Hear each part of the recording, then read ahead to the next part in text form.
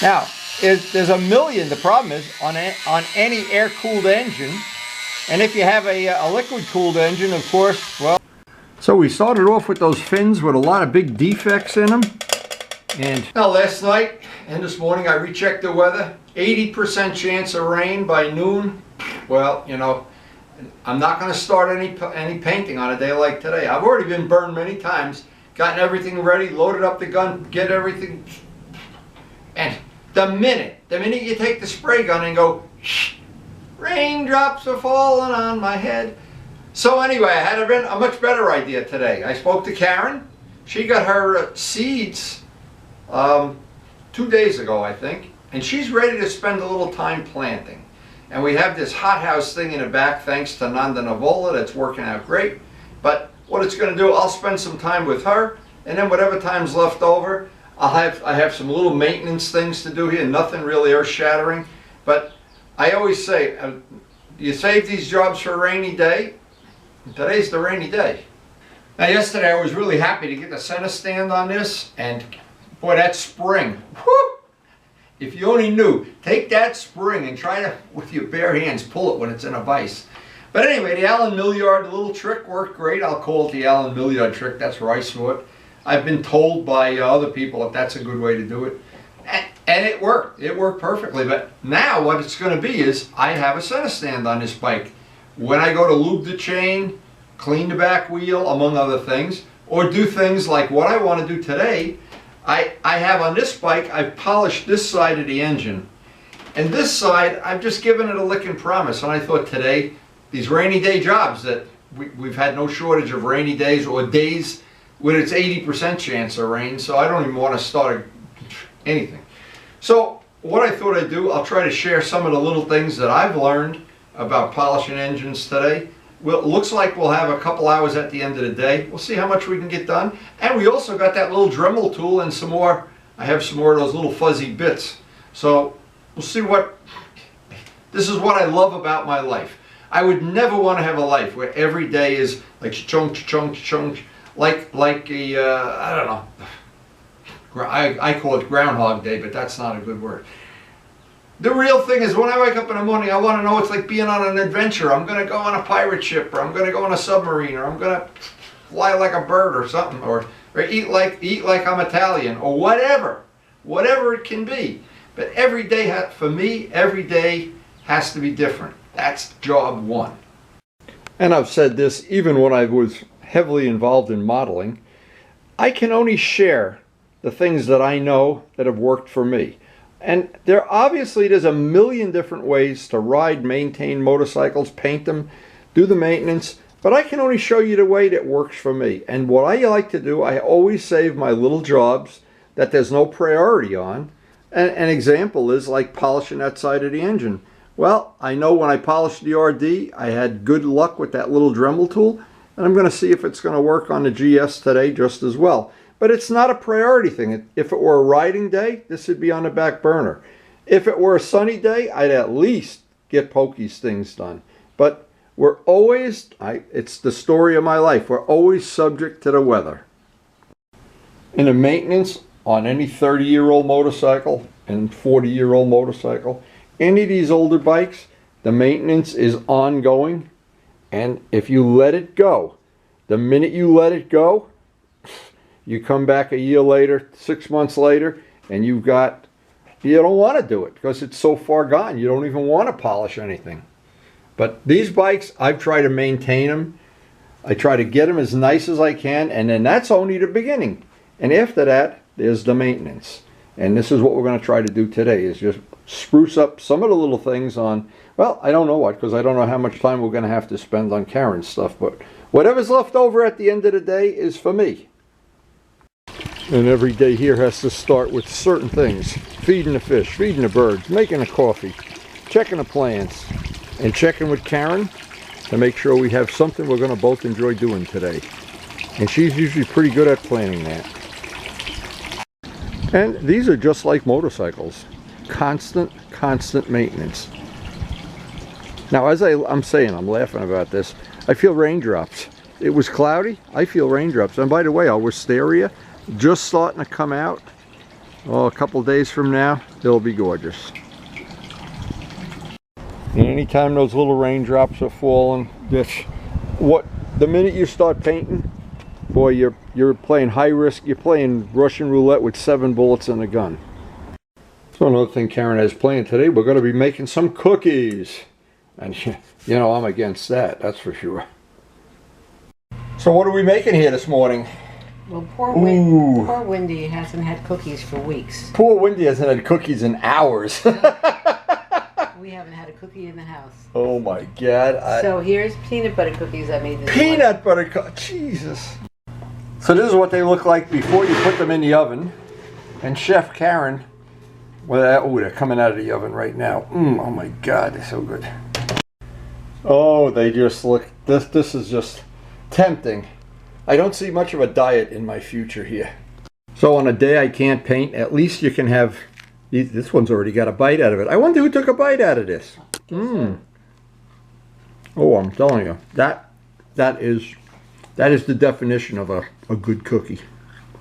So because of the rain, and it's supposed to rain the whole afternoon. So we're going to work on the garden first, and we made a good compromise deal here. We'll wait till tomorrow or the next day, because we are going to have a day somewhere this week where it'll be really nice to paint. And these parts are ready, and I don't want to compromise them. And Karen and I really do love working on our yard, and thanks to Nanda Navola, we've got all these pots to work on today. It's going to be an exciting day. It's going to be an exciting day for the plants. So this day went by. We have now, I don't know how many we planted today, but we planted a lot. They're up on a windowsill. They're up on a back cabinet. And I'm not even sure what she planted here. Let's see. This is cherry tomatoes. Oh my God, we've got everything growing here. We've got zinnias, we got marigolds. And this is all because of Nanda Navola getting us started down this road. And we even have seeds. We're going to grow our own peppers from seeds. How lucky can a boy be? So the way this day played out, I have a couple hours here at the end of the day. I'm going to try to get some of the little detailing done on that GS engine. As one of the little things I've had on my list for a rainy day. Now, whenever I'm doing any kind of job like this, one of the things that's important to me, maybe it's important to you too, I try to get the motorcycle in a position, and let me just show, I've got plenty of room to work, because a lot of this I'm going to be crawling around and laying down and whatever. But when a bike is in an inconvenient place, another thing that makes it really inconvenient if you only have a side stand and you don't have spools on the back wheel, because you can never get the bike to stand up straight. And you're always worried about, oh, if I push on it, it's going to go over. So having that center stand that we put on yesterday, we've already started to reap the benefits of it. Now, I have given this part of the engine, I call it the lick and a promise, the once over. But now that I have that nice little Dremel tool, I'll be able to get in little spots. I want to get the fins. The fins are the biggest thing. And see, when you have the big polisher, you can only really get the last 1/8 inch. Now I'll be able to get all the way in there. I'm going to try to dress off all the fins. That little tool is going to allow me to get in here, down in here, where, yeah, you could do it, and it might take forever if you do it by hand. But that little Dremel tool that we bought, and that little bag of stuff, I also can get around by the carburetor. Anything, all the things that'll make this just a lot more attractive for a very little amount of work and almost no money. That's a good combination. Okay, one of the tools I have is called a polywog. They call these tadpoles or polywogs. And I brought out various grades of sandpaper to do this. Some 600. We'll start with 600. And I even got some even rougher stuff here if there's really something I got to deal with. And I also have here we got some 1200 and some 1000. So we've got, and some 2000. So what I really want to do is go up in bigger numbers, start with the lower number, and work my way up to the higher numbers on anything I want to polish. And basically the first thing I want to try to do is get the edge of those fins nice and smooth. And let me show you what they look like now. If you look at the fins now, you see how chewed up they are. They're rough. They're not nice and smooth. Well, especially these ones down here. We're going to work on these by hand. And before we even put any compound on them, just try to straighten these out just a little bit. And see, here's something, I'm not sure what that is. A mouse took a bite out of it. I'm going to try to get rid of some of that and get these edges all nice. Now, what's amazing that some people don't understand is when you look at a fin, you don't see the edge of the fin. You see the 45-degree angle facing up. So it's this top edge right where this big defect is that I want to work on. I don't want it to look shiny on the bottom. I want it to have that nice gloss right on the top. And having this little tool, this little Dremel tool with these little bits, it'll make that a lot easier. With the big polisher, you just can only get a certain amount in. So I guess if we got a couple hours to spend, this might be a good investment in time. So this is the first step, is to get that edge, the top corner radius, because it's the top corner that we're going to see. Now, I'm going to do this dry because I want to see if you can picture what this looks like when the sandpaper is down in place. I'm trying to do this with a close-up. Now where my finger is, the fin would be. So when I take this and I look for that bad area, and I want to start, the philosophy is to start with the worst area first. And we've got a real defect in that one fin. So I'll start with the 600 and then go to the bigger numbers of sandpaper. But this to me is I call it detailing.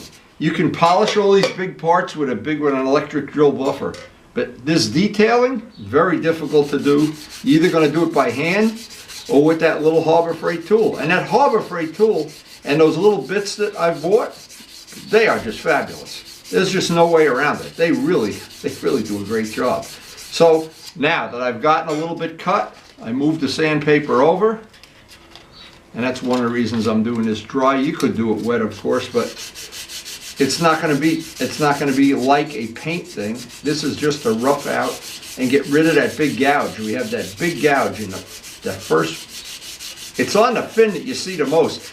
So it's the same thing of having one of your front teeth missing.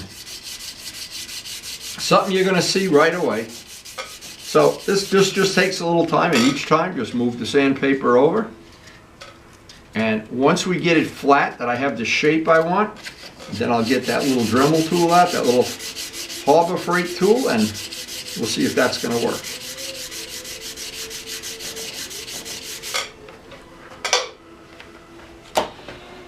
I'm basically done with the polywog, and I have just a paint stirring stick. And I'm going to try to do the whole top of the engine before I start buffing them. So I'll try to get all these as smooth as I can.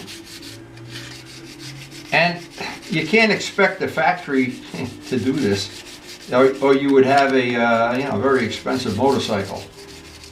Now the good news about all this stuff, it really costs no money at all. The amount of money you'd spend on sandpaper and compound would buy you one slice of pizza, that's for sure. But a little detail like this, when this is done, it'll match the other side of the engine, which, most people prefer to have something where both sides are polished. But in my case, time is always of the essence, and planting zinnias is of the essence, and whatever. But now I've got that. I can do a lot of it by feel, but I can still feel that divot there. I don't know how to explain how that kind of stuff annoys me. So I'm just going to keep working on that until that's gone. And this is one of the parts you see when you look at a GS. One of the things that to me makes a GS a beautiful motorcycle, when years ago in this era of bike, they styled the engine. The engine was supposed to look beautiful. Old Triumphs, Nortons, there was a beauty to it. Nowadays, modern bikes, the engine, flat black, and a lot of them don't look like shoe boxes. And they're reliable and they make a lot of power, but there's no case that they're beautiful parts of the motorcycle. And usually you don't see it anyway, it's inside the fairing. But when you have one of these older bikes, that engine is part of what's beautiful about the motorcycle. Hey, this is a little Harbor Freight, kind of a Dremel tool replica. And we want to show this in case somebody's new to the channel. Previous to this, a couple weeks back, we bought a whole bag of these for about $10, and they're very inexpensive. They They do the job beautifully, but it's a good idea if you can do this outside because it makes dust and the dust just blows away with the wind. So I'm not going to really spend too much time today because I'm stuck inside on a rainy day. But the ones that work even better, these work with no compound at all, but again, they make a little bit of a dust. These make dust. Once you start using them and you get they get full of compound, then they're fine. But anyway, they do wear out at some point in time. But again,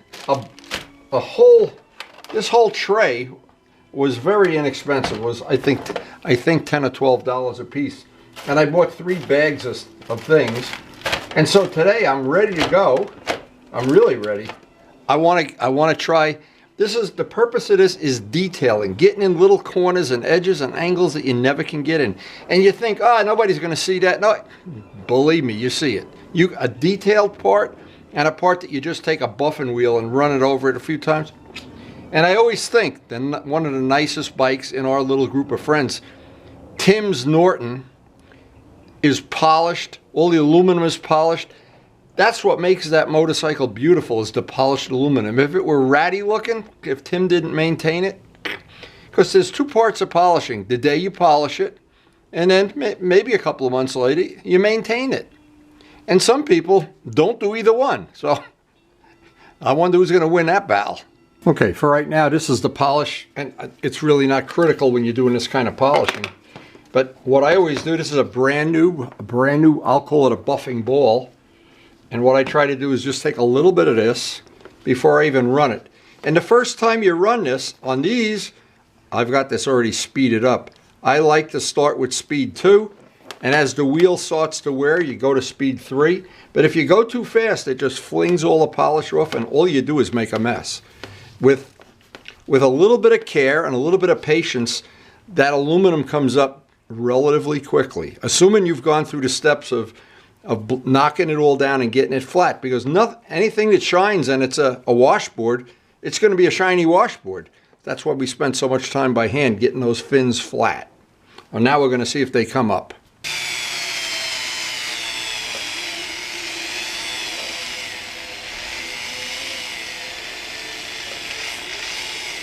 Now this is where the patience comes in. If you just take your time and you don't get impatient, this edge, and we're only right now concerned with the edge. I want this edge. Now I can go to speed 3. I've got most of the schmutz off the wheel. And once that wheel breaks in, it makes a lot less dust. But again, we're stuck in here, and if I could do this outside, it'd be some tiny advantage, but nothing I couldn't live without.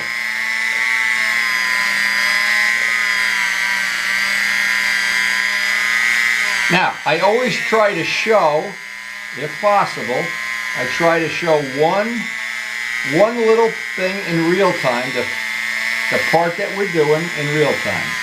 And let me just see if I can do that right now.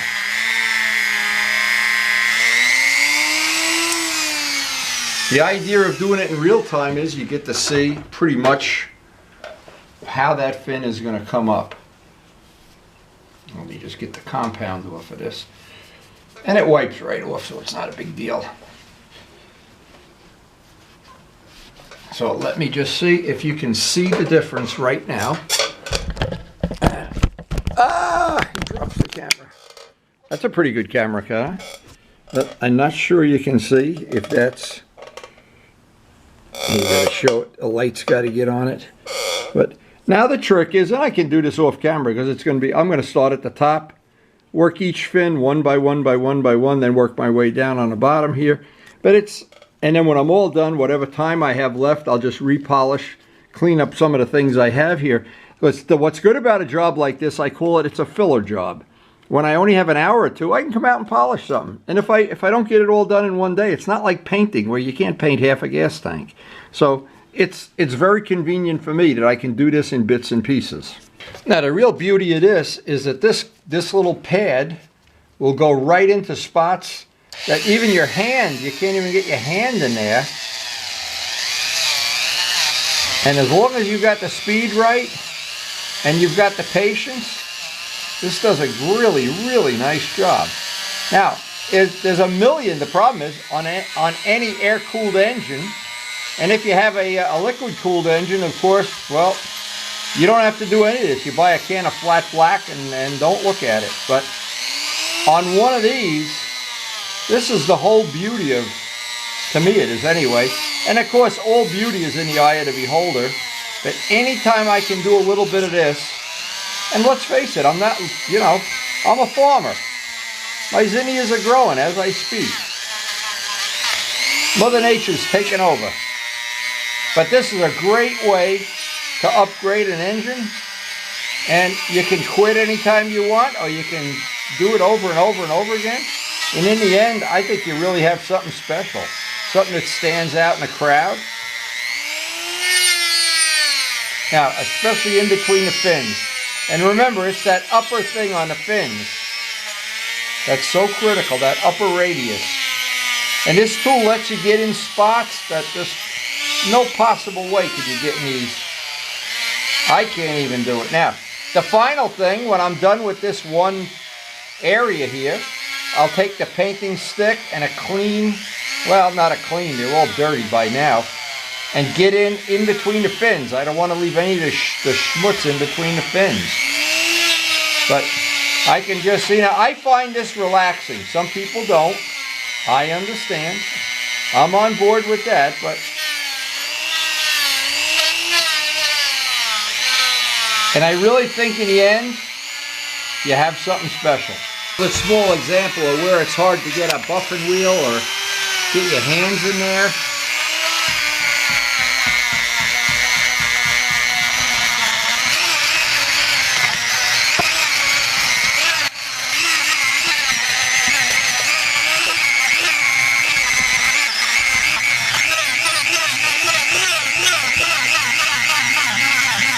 Now, another area always difficult to get around these small radiuses, very, very difficult to get in there.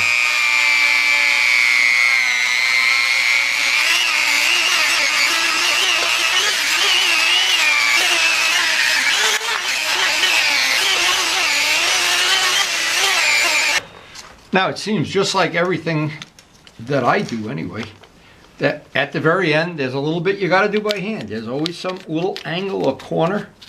And where the compound is dried up, and an old brush is a handy thing. Get any of the loose stuff out. And then the final thing, and I have two tools that are really handy.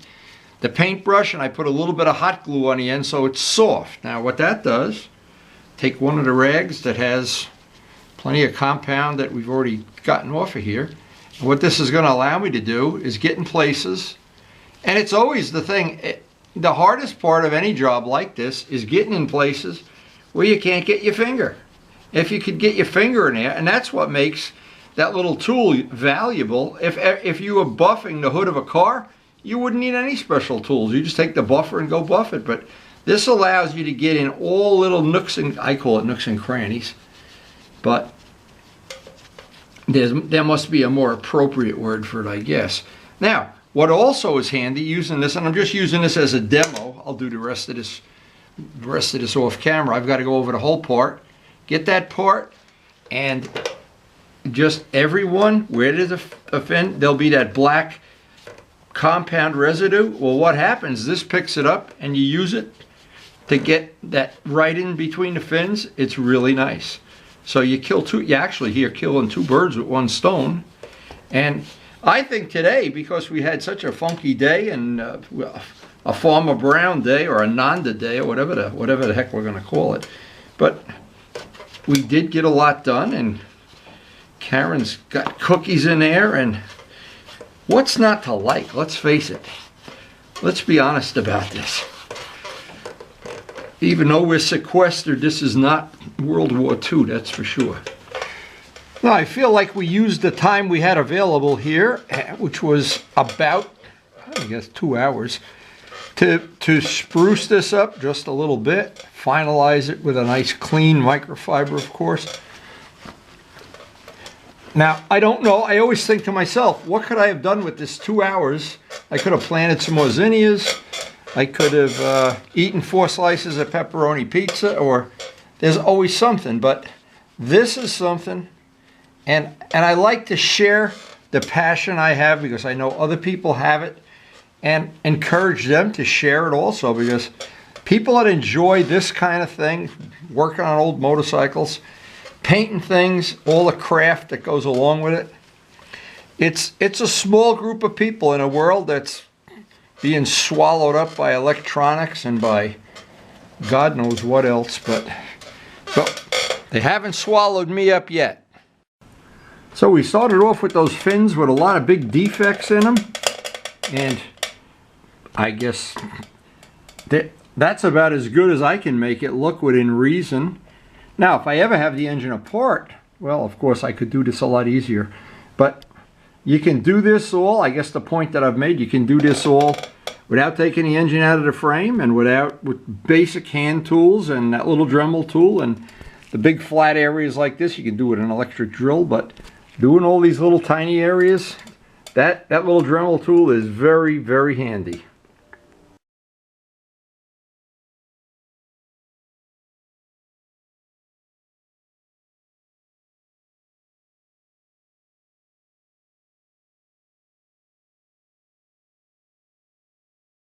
So I hope you enjoyed today's video, and what would have been a wasted day of rain and whatever.